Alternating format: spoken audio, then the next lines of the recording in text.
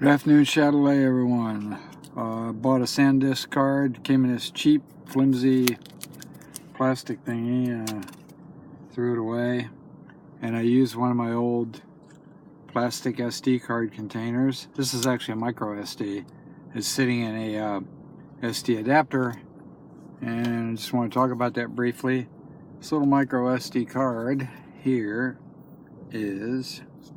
Let's see if I can pull it out of here without dropping it. Yeah, there we go. Okay. I should be able to see that. See if I can zoom in on that. Focus, maybe.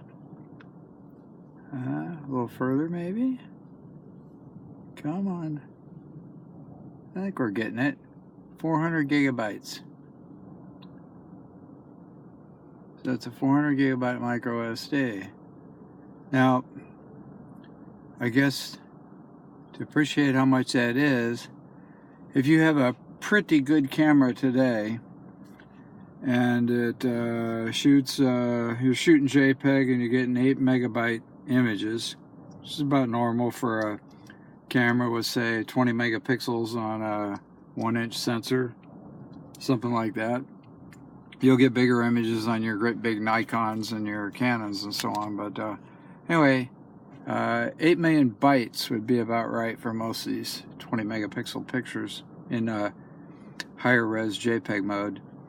So see if I can set this up on something here so I can keep it in the frame. Let's see if I can just set that right down. Oops, no, that's not going to work at all.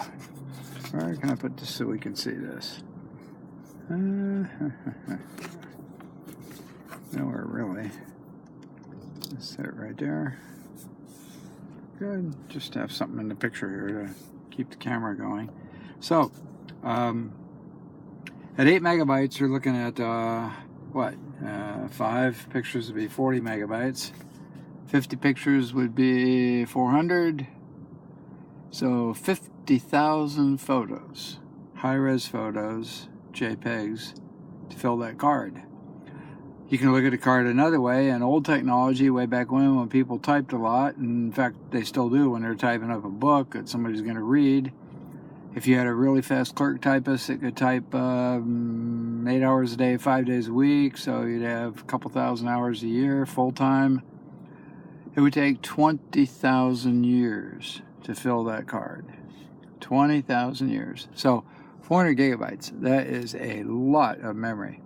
Now, there's one other little trick I want to show you. That's an SD card adapter, so it's good for putting into your camera. But there's another way to go, and it can be a little bit dangerous, but let's take a look at that. We have here, I have to get out of the wrapper here, if I can. Yeah. A microSD adapter that goes to a standard USB port. USB-A, which would be type 1, 2, or 3, I guess. And so we take the come on here. This thing's so tiny.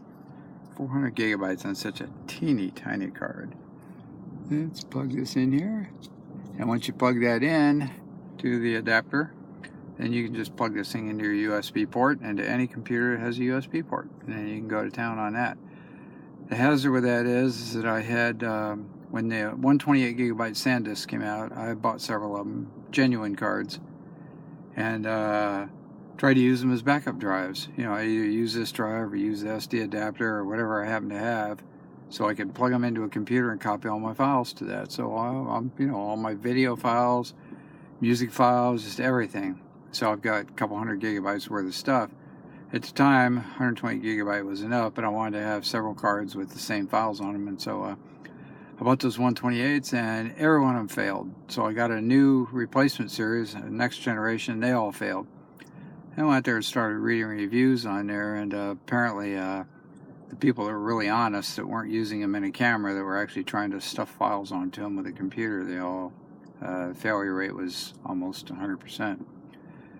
So if I were to plug this into a computer with this little adapter or some other adapter and just decide to copy 300 gigabytes worth of stuff onto this card, I'm guessing there's a very, very high probability it would fail. So I don't think they're really made for that sort of thing. And you can plug them in, dribble the data with a camera into here, and but of course you're not going to buy this unless you have a, because this was $127. You're not going to buy this unless you have some kind of super duper video camera like a 8K or whatever, and then I don't know if you start streaming that much data onto a card like this. I don't know. I'm not optimistic. Maybe they have a way to protect the card from overheating or something like that, and who knows.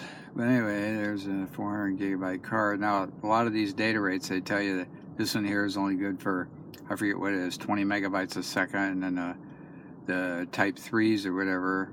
Let's see if we can say what that is. These terminologies get confusing because they've changed over the years. But, so we have over on the left-hand side over here at the bottom, we've got a 10 with a circle around it, and that's one type. And then next to the right of the word MicroSD, to the right side of the card and everything else, we have a little, you can see that to the right of MicroSD, little, I don't know, a little U-shaped symbol or whatever with a 1 in the middle of it. And I think instead of a 1, if you get a 3, then it's supposed to be a high-speed card. And whatever they promise on that, I'm sure that if you get the card brand new, format it clean, and copy that data in there during your copy process, at least until you get the card maybe half full or whatever, you might actually be able to realize the data speed they're talking about or something close to it.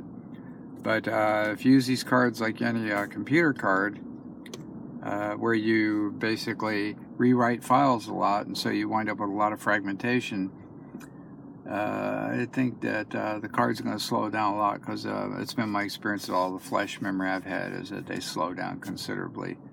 I can plug cards in sometimes, and it'll take, once a card's recognized, it can take a copy a 10 megabyte file to it and wait 30 seconds sometimes, and maybe even longer if the flash memory is trying to reorganize itself, which flash memory always does.